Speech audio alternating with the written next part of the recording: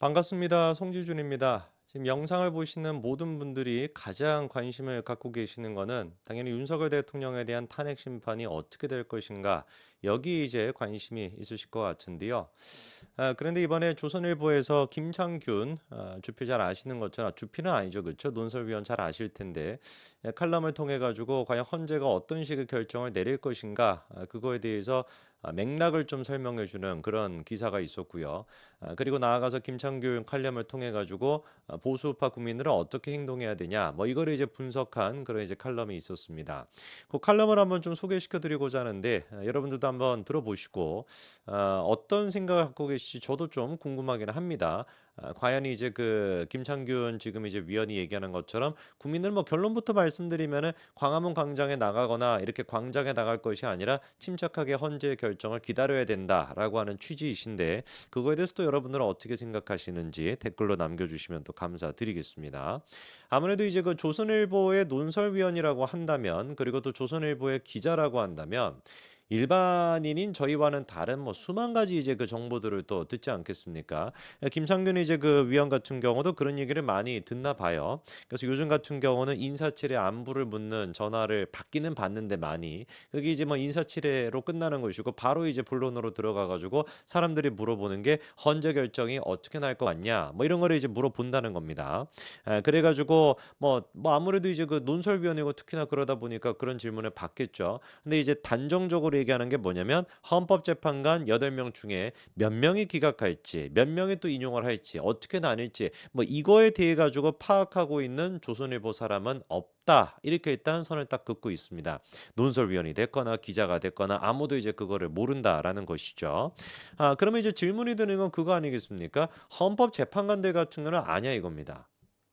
이게 이제 좀 중요한 부분이겠죠. 우리야 뭐 모를 수 있다고 치고 조선일보 기자도 뭐 모른다라고 치더라도, 헌법재판관들 8명의 헌법재판관들은 과연 다른 헌법재판관들이 어떤 식으로 결정을 내릴지 알 거냐 모를 거냐, 요게 이제 관심의 포인트라는 것인데, 이게 중요한 이유가 뭐냐면은요. 당연히 이게 중요할 수밖에 없는 게, 사람이, 그리고 또 헌재 재판관도 어쨌거나 저쨌거나 사람인데, 사람의 그 심리가 어떻습니까? 소수를 선택한다라는 거, 소신을 밝힌다라는 거, 이거 쉽지 않습니다. 8명의 헌법재판관이 있어요. 이게 지금 다른 사건도 아니고 윤석열 대통령에 대한 탄핵 사건입니다. 심지어 계엄과 관련돼 있는 사건입니다. 이런 사건에서 자기의 소신을 끝까지 지킨다라고 하는 건 정말로 어려울 수밖에 없죠. 그러다 보니까 지난번에 박근혜 전 대통령의 케이스도 어떻게 됐었습니까? 분명히 별개 의견이 있었어요. 소수 의견이 분명히 있었습니다. 그럼에도 불구하고 탄핵 자체는 어떻게 했어요? 만장일치로 인용을 시켰죠. 만장일치라고 하는 이 개념 자체가 사실 뭐 여러 가지 의미가 있습니다만, 다수의 뜻을 뭐 보여준다 이렇게도 볼 수가 있지만, 이거는 소수 의견을 밝히기 싫어했던 사람이 다수에 숨었다라고도 볼 수 있는 거죠. 그렇지 않겠습니까? 내가 소수 의견을 내게 된다면 뭐 집단적으로 막 린치를 당하게 되고 뭐 여러 가지 막 공격을 당하게 되니까, 그래 내가 일단 뭐 기각은 좀 해야 될 것 같기는 하지만 일단 결론은 인용을 해놓자. 그리고 기각에 대한 내 의견은 그냥 역사의 별개 의견으로서, 소수 의견으로서 남겨놓자. 이렇게 할 수 있고, 충분히 제가 봤을 때는 박근혜 전 대통령 때 그랬거든요. 사실상 별개 의견을 읽고 있으면은, 아니 이 사람은 왜 도대체 인용을 했지? 아니 이 사람은 충분히 기각을 했어야 했는데 왜 만장일치로 인용을 한 거야? 이런 생각이 드는 케이스가 한두 케이스가 아닙니다.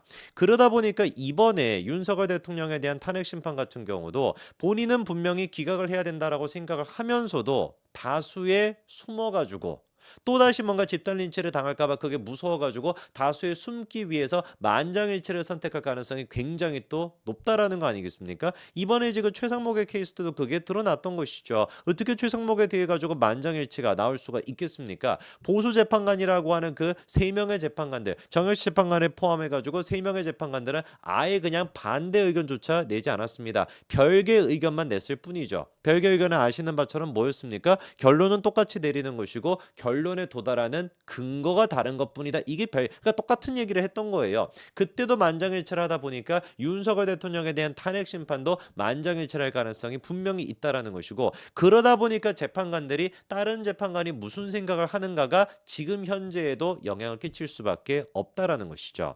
자, 그러면은 도대체 현재의 재판관들은 다른 재판관들이 무슨 생각하는지 아냐 모르냐, 이거를 이제 우리가 좀 봐야 되는데, 뭐 지금 우리가 뭐 인터뷰를 할 수 있는 것도 아니거니와 그러면 어떻게 할 수 있냐? 박근혜 전 대통령에 대한 과거 케이스를 통해 가지고 한번 생각해 볼 수가 있다는 거죠. 박근혜 전 대통령 때 같은 경우는 어떤 식으로 전개가 됐냐? 당시 조선일보가 이런 기사를 썼었다라고 해요. 재판관들은 재판이 시작되기 30분 전에 미리 마련했던 탄핵 인용과 탄핵 기각 결정문을 놓고 표결을 진행했다. 자, 그러니까 어떻게 한다라는 거예요? 탄핵이 인용이 됐었을 때는 이런 식으로 읽고 기각이 됐을 때는 이렇게는 읽겠다라고 해가지고 두 가지의 이제 그 결론문을 갖다가 다 준비해 놓고 그리고 표결에 붙였다라는 거예요. 주심이 제일 먼저 의견을 제시한 뒤 가장 최근에 임명된 재판관부터 시작해가지고 차례로 제일 선임인 헌재 소장 대행이 마지막으로 발언하는 순서로 이어지게 된다라는 겁니다. 이게 굉장히 중요한 이유가 뭐냐면은요. 주심이 그러니까 보십시오. 8명의 지금 재판관이 있다라고 했었을 때 8명의 재판관이 있을 때 이미 두 가지는 다 마련해 놨어. 기각이 됐을 때 이렇게 있고 인용이 됐을 때 이렇게 읽겠다라는 거죠. 자, 그러면은 한 명씩 돌아가면서 나는 기각이요, 나는 인용이요 이렇게 얘기하는데 첫 받다가 굉장히 중요할 수밖에 없죠. 처음에 발언하는 사람이 뭐라고 발언을 하는가 이거 자체가 옆에 있는 사람과 옆에 있는 사람까지 영향을 줄 수밖에 없다라는 겁니다. 그렇지 않겠습니까? 만약에 예를 들어 가지고 그 표결을 하기 전날까지 아니 표결을 하러 들어가기 직전까지도 내가 인용이냐 기각이냐 하마 엄청나게 고민이 돼. 일단 그래 가지고 고민이 되다 보니까 재판관 똑같이 사람이니까 뭐라고 생각할 수가 있는 거예요. 오케이. 당일날 그럼 분위기 보고 결정해야 되겠다. 그럴 수 있거든요, 충분히. 그러다 보니까 첫 봤다는 표현이 너무 조속한가? 제일 먼저 하는 사람이 중요할 수밖에 없는데 제일 먼저 발언하는 사람이 누구라는 거예요? 주심입니다, 주심. 주심이 그러면 누구냐? 문영배가 아니라 정영식 재판관이죠.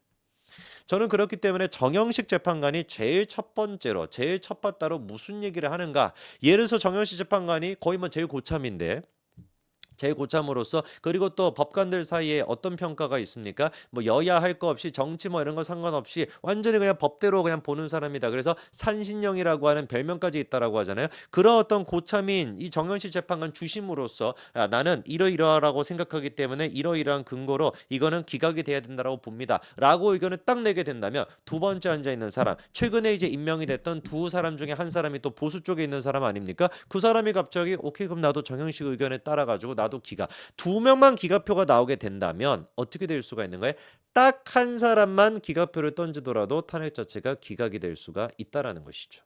정영식 재판관이 제일 첫 봤다로 얘기하게 됩니다. 그리고 두 번째로 마찬가지로 최근에 임명이 됐던 두 분이 있는데 두 분 중에 한 명은 또 보수 쪽에 있지 않습니까? 충분히 그러면 제일 처음에 2명 정도의 기각표가 나오게 된다면 나머지 5명 같은 경우도 이것 봐봐라 내가 그냥 생각했을 땐 만장일치로 인용될까 싶었는데 기각이 2표나 나와? 나 좀 약간 긴가민가했는데 나도 그러면 기각 이렇게 될 가능성이 분명히 있다라는 것이죠. 무슨 말인지 이해가 되시죠? 그렇죠?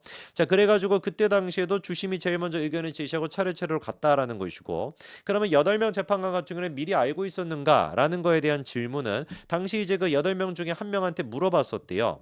헌재 재판관들도 재판 직전에야 표결 결과를 알게 됐느냐라고 물어봤더니 즉답은 피하기는 피하지만 이 재판관이 뭐라고 이제 얘기를 하냐.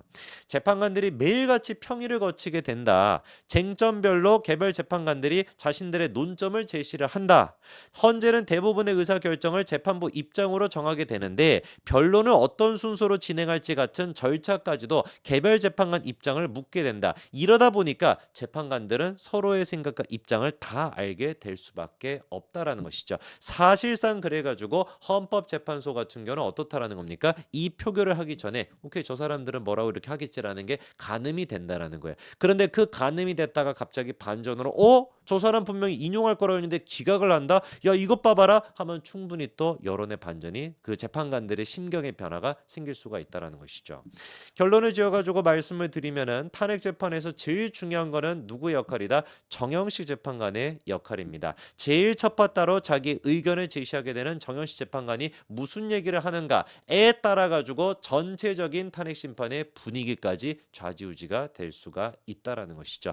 정말로 저는 정영식 재판관이 법과 원칙에 따라 행동하고 생각하실 거라고 믿습니다. 여기까지 말씀드리겠습니다. 감사합니다.